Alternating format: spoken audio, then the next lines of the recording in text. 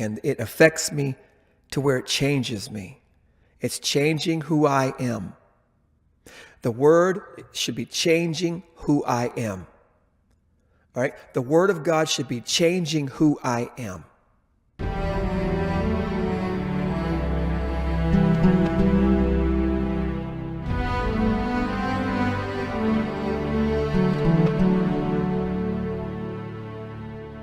You know, it's easy to start reinterpreting the scriptures to fit your life and to make yourself feel better. I don't take that approach because I take the words of Jesus serious. There's some that really stick to me more than others. And some of the teachings of Jesus are that you're better off struggling to enter into the kingdom. You're better off entering in maimed, scarred at your efforts, in other words, to get in. And this is not about working your way into heaven on your own ideas. It's about putting all your effort into obeying what Jesus has displayed to us, what he's told us, and putting all the effort into what Jesus has pointed to and says, this is what I want you to do. Don't do your thing.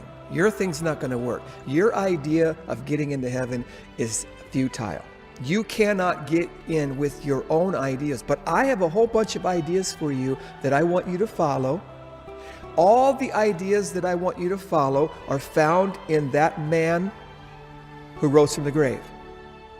Everything that I want you to do, because you have to do your faith, contrary to what deceivers are teaching. You have to do your faith. You have to do your faith. And everything I want you to do, it's not something that you come up with. It's not your plan. It's his plan. So everything I want you to do, everything I want you to follow, everything I want you to say, all the actions, all the responses, all the behaviors I want you to do, to follow, and to obey, Jesus has set the example. All you got to do is live like him and believe in his name. Believe in what he did and believe in what he teaches is believing in him, believe in him. And so if I struggle because I'm not in my own judgment about my own self, if I am failing, it bothers me.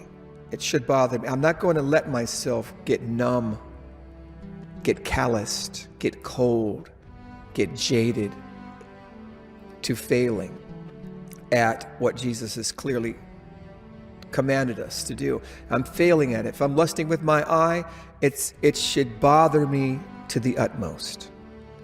If I have grievances and bitterness and grudges against my brother or family and it eats me, it eats at me. It eats at me. I can't allow myself to be okay with that. If I want to be good soil, if I want to be good ground that hears the word of God and it affects me to where it changes me, it's changing who I am. The word should be changing who I am.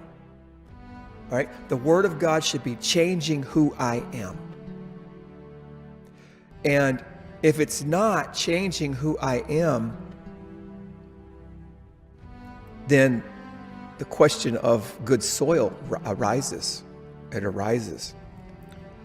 Am I ever going to be born again, good soil, producing the fruits of the kingdom in my life? The question arises. The question must arise.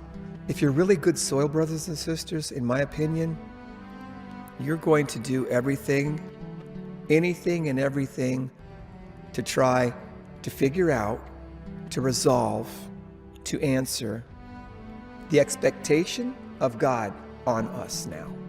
Ever since we heard the gospel message, there's been an expectation. Brothers and sisters, now we're held accountable, don't you understand? Now we're held accountable to what we've heard.